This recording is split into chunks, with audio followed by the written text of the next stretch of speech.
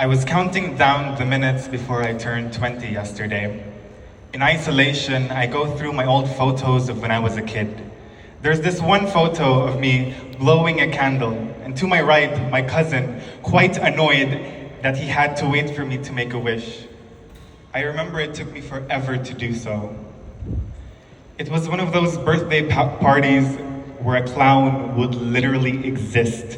Maxine, our white fluffy puppy, and the babies would go mental. When moms were allowed to party with the kids, and birthdays were exciting because Nana would come visit.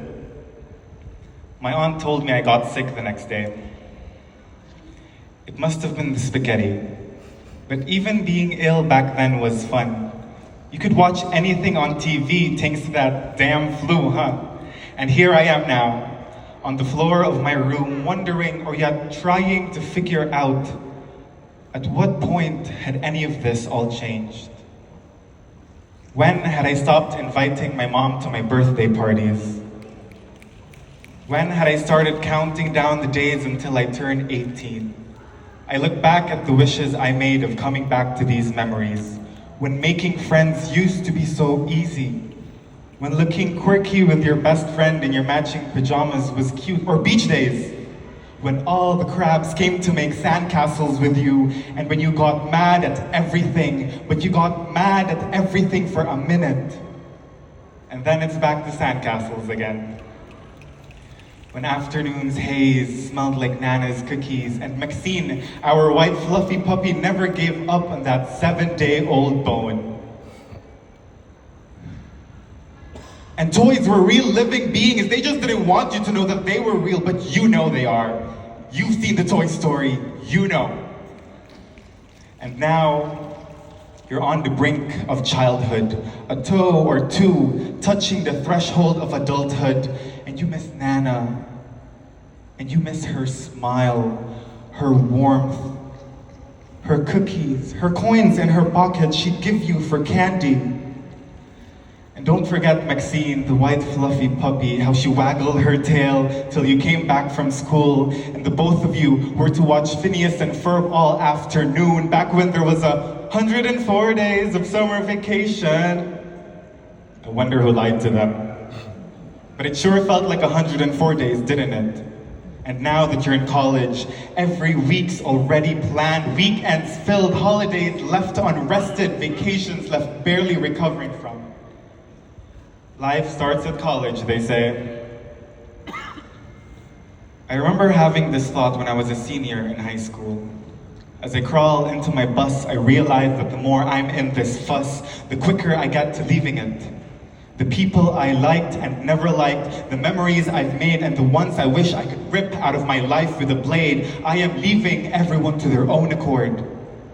But a part of me knows that that's not what I intended for life to be. I wish people stay permanent, and songs that never grow out of, and the head of the door I should never reach. Change is the only thing holding me, the only candle on my cake I've yet to wish upon. And as the years went by like a snap, the wax had melted itself onto the icing, encapsulating most of the things I am still holding onto. I've got a jar inside my bedside drawer.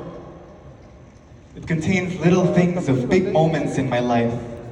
An empty shell of a hermit crab I brought home with me the time we went to the beach. A minuscule spritz bottle that contained the cologne I used all throughout my childhood. A couple charms I stuck to my Crocs shoes that I wore with me for surprisingly over a decade. I take them all out of the jar from time to time so I don't forget the things that make me who I am today. But I've slowly forgotten where most of them had come from.